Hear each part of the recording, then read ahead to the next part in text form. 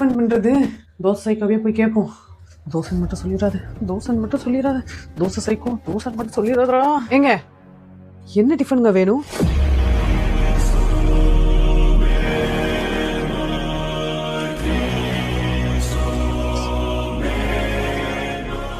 Dosa.